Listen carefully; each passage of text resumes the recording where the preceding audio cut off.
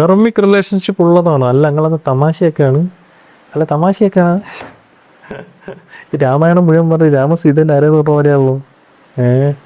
കർമ്മിക് relationship ഉള്ളത് തന്നെയാണ് കാര്യം. നിങ്ങൾക്ക് അതൊന്നും ആലോചിച്ചാൽ പറയാം. ഇപ്പം നിങ്ങളും വേറൊരു നിങ്ങളുടെ സുഹൃത്തും നിങ്ങൾ അവർക്ക് 8ൻ്റെ വടി കൊടുത്ത് ആംബ്ലി സൈഡാക്കി തൂഫാനാക്കി. അപ്പോൾ യു ഹാവ് ജനറേറ്റഡ് കർമ്മ. ഈ സംഭവം ന്യൂട്രലൈസ് ചെയ്യണം. ഇതിപ്പോൾ കുറച്ച് ചെയ്യുന്ന സമയത്ത് നമ്മളെല്ലാവരും മരിച്ചുപോയി. മരിച്ചു പോകുമ്പോൾ തന്നെ ദ എൻഡ് സംഭവിക്കൂല.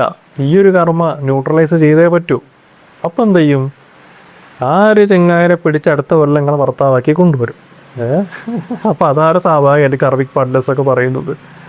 അപ്പം അതാണ്. അപ്പം നമ്മൾ എന്തൊക്കെ ചെയ്ത് കൂട്ടുന്നോ അത് ഇന്നില്ലെങ്കിൽ നാളെ. അപ്പോൾ നിങ്ങൾ പലരും ചോദിക്കാറുണ്ട്. കാരണം വളരെ മോശമായി ഒരു ബാഡ് പേഴ്സൺ ആയിരുന്നു, ഭയങ്കരമായ പൈസ ഉണ്ട്, ഭയങ്കര റെസ്റ്റോറൻറ്റ് ജീവിച്ച്, പക്ഷെ അയാൾ മരിച്ചു കഴിഞ്ഞിട്ട് ഒന്നും സംഭവിച്ചില്ല. ഇത് ഒരു ചെറിയ എപ്പിസോഡ് മാത്രമേ കാണുന്നുള്ളൂ. പിന്നെ ഇങ്ങോട്ട് കിടക്കല്ലേ.